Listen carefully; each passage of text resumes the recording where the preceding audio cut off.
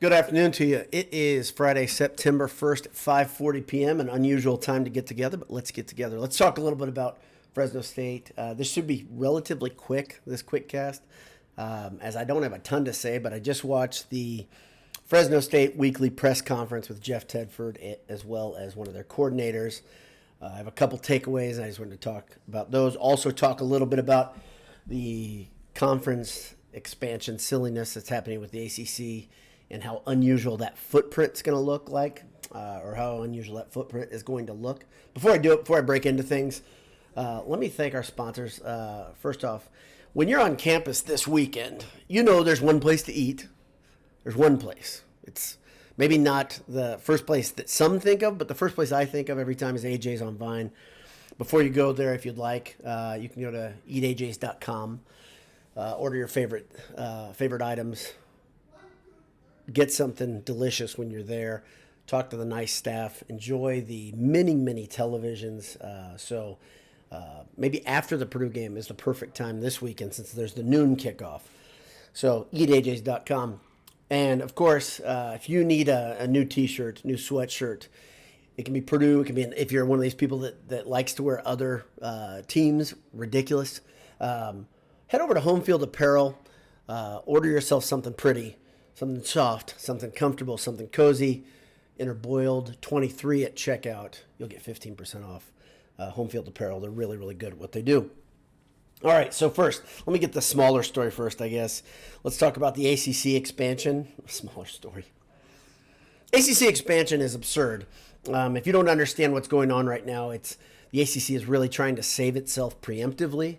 What's happening, there have been whispers for months that teams or schools like Florida State, Miami, UNC, I'm missing one, are going to leave their longtime conference, or maybe decade for some of those schools, because some of them were in the Big East, to head over to another conference. Some might say a super conference, probably the SEC. Maybe the Big Ten's involved, who knows? But there's been whispers about this, and their contract, the ACC contract, had a couple key dates. One was August 15th of this year, that if enough of the teams pulled out at the same times, without collusion, of course, it would make null and void some of the TV contracts, some of the long-term conference contracts, and the ACC would kind of collapse under its own weight. Well, that date passed, but in the next 2 or 3 years, there's another one of these big dates coming. And this is the one that the ACC conference is worried about. And that's why you're seeing Cal, Stanford, and SMU, of course, the powers of the Atlantic, coming to join the ACC. It's a preemptive move to create stability when those 4 teams or so leave the ACC in the next few years, or announce they have left the ACC. ACC has a similar problem that the Pac-12 had, which is not as much revenue as some other conference. The SEC obviously has a very lucrative TV deal. ACC has one with ESPN as well. Big Ten has become more powerful with a composite deal. Pac-12, of course, their director of the conference has decided to take on hobbies and take his job less than seriously. And because of that, some of the schools that were worth a little bit more in the open market decided to find greener pastures. Now, you can disagree with this. You can say it's bad. You can say it's good, whatever. But conference expansion, conference shifting is not a new idea, but the size and scope of these conference expansions and shifts are a new thing relatively. It used to be, if there was a weird team in a conference that wasn't in a region, it was kind of a one-off. Not like what we're seeing in the ACC, which is, I believe it's official now, just a couple dangling participles way far away. Teams on the West Coast, teams in the Pacific, on the Pacific Ocean, deciding to be in the Atlantic Coast Conference. But what they're trying to do is get ready for when these other teams fall off, when they decide to leave. That way, the TV contract will not become null and void because of the sheer number of teams in the conference. So that's what you're seeing a lot of. It's really trying to make sure they're not standing there empty-handed, holding the bag of nothing, like now Oregon State and Washington State are 2 teams in the Pac-12 that are left. What I predict will happen, I think it's not hard to predict, but I think what will happen, interesting enough, the Pac-12 will become the Mountain West, plus those two, Oregon State and Washington State. And funny enough, those two teams from the Pac-12 will have a little bit more power than all those teams in the Mountain West, even though there's so many more teams, because of the Pac-12 strength of conference name. Pac-12, of course, was able to garner contracts from such big-time television and entertainment brands as the CW. So my guess is you'll see a change in the Pac-12 management, if you will, the people that are organizing the Pac-12, and you'll see the Pac-12 change its shape and size right in front of your eyes. Okay, let's talk about Fresno State and what's coming. So I got to watch that press conference. If you haven't done it, it's kind of a painful watch, painful listen. Jeff Tedford is a very respectable coach. Just like we talked about on the Handsome Hour at the beginning of this week, this is a guy that knows what he's doing. It's a guy that's been around a long time, and that Fresno State team is well established. They have a system. They've got guys that are serious about what they do, but they also have some things they have to overcome. They have to overcome the fact that their recruiting base is a little bit different than Purdue's, some would say a little bit weaker, but they've also had to overcome the fact that just like a lot of smaller programs, they're getting plucked, just like everybody is. But they're still pretty well established, especially on the defensive side of the ball. The offense has some new moving parts. Quarterback, I think wide receiver and running back are all affected by attrition from graduation.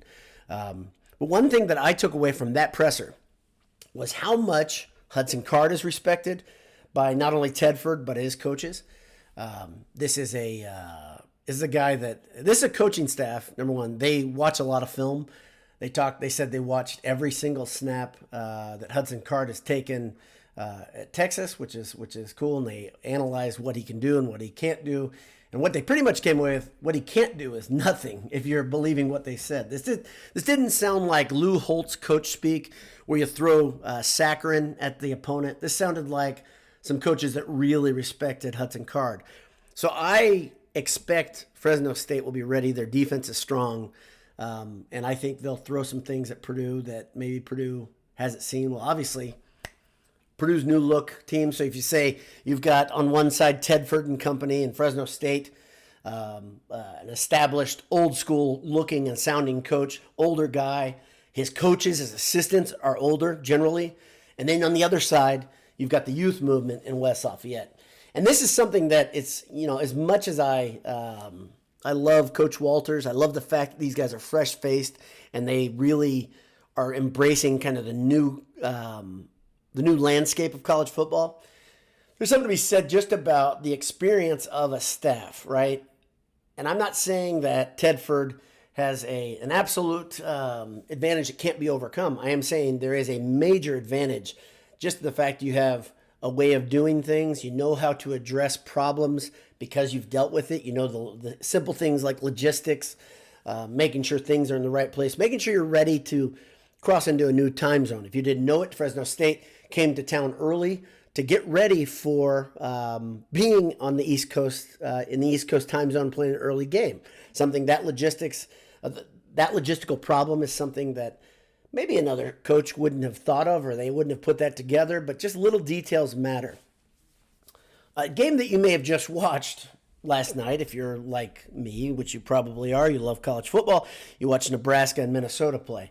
And one thing you saw at the end of the game was how well managed Minnesota's offense was. Minnesota, I think their play calling continues to be boring, anemic, whatever you want to call it. It's an incredibly bland offense. It showed on the scoreboard as they were down 10-3 with just about 3 minutes left. Nebraska found a way to do what Nebraska does, which is really hand a team a game that they had in their possession. Which is incredible that Scott Frost is still doing some of the coaching in spite of the fact that he was fired before the end of the season last year. Really, really wild stuff from Matt Rule. Not only that the program looked so much like a Scott Frost coach team, but if you saw the look on Matt Rule's face during that game as the thing was winding down, it was the same look he had when he was in over his head in the NFL. That's not a good sign for Nebraska fans. Sure, it's just the first game. A lot can change. A lot will change. Things will get better, I think, in Lincoln. but maybe in the meantime, they're going to get a little bit rougher. When you come into a game like that and you're not able to move the ball, when you give away a game that kind of had I don't want to say win one for the Gipper, but, like you really rally around a new coach and you say, okay, hey, we believe in this thing that's new. Everybody's saying all the right stuff. And then you do that. That's a bad start, especially as Minnesota, mercy. That's not a good quarterback either. Nebraska's quarterback was worse somehow. I think we saw 4 or 5 turnovers in the game. And I think we saw 4 turnovers from just Nebraska, if I'm thinking right. And Minnesota won down the stretch. Regardless, it was an ugly game. But one thing that I took away again is that when a team has an identity, when a team has a coach that understands how to manage a game, manage logistics, it really matters. And PJ Fleck has an identity. His program has an identity, whether you like it or not. They don't score a lot of points. They keep the ball out of the other team's hand generally. And then when the game's close, they make plays and they finish games out. And they did it again, even with a new quarterback, without Tanner Morgan there, who had been there for, 25 or 30 years starting quarterback. So that was a big loss to lose a guy who's my age at Minnesota. A couple of you guys are here live. I really appreciate it. Maybe if you're listening on delay or recording the next day, perhaps you're heading up to God's country right now and you're listening. If you are, I appreciate you letting me be part of your game day primer, like I said in the title of this one. And hopefully we'll get to see each other in God's country. The revamped Ross-Ade Stadium looks excellent. If you've been following us on Twitter, you've seen those pictures. If you've been in Golden Black, you've seen those pictures. Tiller Tunnel, it's like they're doing just the details now. They're hanging things on the wall. They're painting the fence or the stairs going up into the stadium. They are putting new fascia board to make the Vegas gold all over the student section, the new student section. But it's going to be fun, and I'm excited whether or not I know anything about this Purdue football team other than I like the personalities. I really don't know what to expect. I'm stoked for kickoff, and as are you, especially you who are live. Greg McManus is here, of course. Thank you, Greg, for being here. Thank you for representing everyone who's not a Nebraska football fan today, because I'm sure that was a fun day. I know you said you work out at home, but still. John Younger, Purdue by a million. Good, solid, level-headed pick. I love it. John's got the confidence of a level-headed fan who's done his research, so I appreciate that. Boilermaker63 says, how about the Nebraska performance? Yep, got to it after you put this comment in. Greg McManus, they're fans now. It was just, well, here we go again. I think he's representing Nebraska, I'm sure. So, yeah, this is a wild thing. Greg has another point. SMU agreed to 9 years to share the revenue. I think SMU, it's the screwiest of all the parts of that ACC conference, right? I believe they have 0 revenue for 3? I mean, it's crazy. But what SMU is doing, well, we'll take the potential of what the ACC and the stability of what the ACC is, because in the long term it'd be good. I named a couple schools that I thought would be better fits, of course, because they're near the Atlantic. I thought Florida International would be a good fit for the ACC. I thought Tulane would be a good fit for the new look ACC. You could put Memphis in there. They're a pretty strong program, pretty solid athletic department. There's a lot of schools out there to me that make a bit more sense than going all the way out to the West Coast. But they're just following suit what the Big Ten did and going after the best possible brand, I guess. But I still don't see, well, it doesn't matter. It doesn't matter. It's I can't get in the head. If you don't think about it, it's logical. So Greg McManus again says, and I'm just going to pick his comments clearly. I'm just kidding. Love Cal at Tedford, or Tedford at Cal. Same here with me. Always a big Tedford guy. Rob Paget, you made the big stage. You are live on a QuickCast. Appreciate you being here. Mohill 93, who was the well-traveled Boiler last year, I'm sure will be at a couple of road games this year, is here. Boiler up, hammer down. Let's go, Andy Day. Yo, all right. Paul S., class of 88, says, keep it up, brother. I guess he's just talking about maybe it's the the looks, because I'm dialed in today. I mean, if you're watching, you can see it already. I got my correct glasses on today. Things are good. Things are working.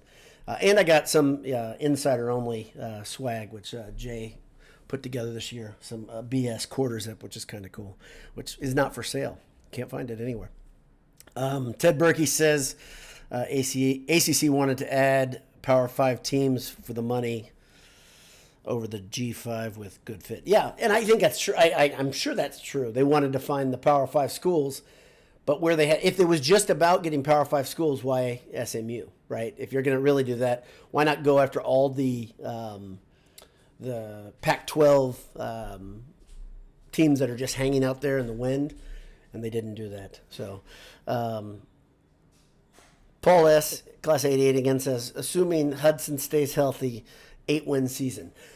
It's a big assumption, and I've addressed this before. If I have one piece of trepidation about this, like without seeing them play, my one trepidation, my one thing that I'm worried about more than anything is the drop-off from 1 to 2 at quarterback. I'm not saying those guys aren't good. I'm just saying Hudson Card's really good. I think Hudson Card can do amazing things, and I think he will do some amazing things. I think we're going to love it. Seeing him get in the outside and just break a run off, he flies. He's got slot receiver type legs. Honestly, he moves so well. That's going to be fun. But keeping him healthy in the Big Ten is a tall order in my opinion. Okay. Ted Berkey corrects or checks my work, says SMU is not taking the money for 5 years. That is incredible. And that's an incredible agreement. Very, very interesting and unusual. Andy Day says, so I want to go to Blacksburg. I actually know a couple people going to Blacksburg. That's one of the places I'd like to go to see a night game more than I think the Purdue game is an early kickoff. I'd love to go to the Blacksburg to see what they play. Inner Sandman, is that true? When their team comes on the field, that'd be really awesome to see. So I'm at 17 minutes. I thank you again for tuning in live. I thank you for tuning in on delay, and look forward to seeing all you guys at Ross-Ade Stadium tomorrow.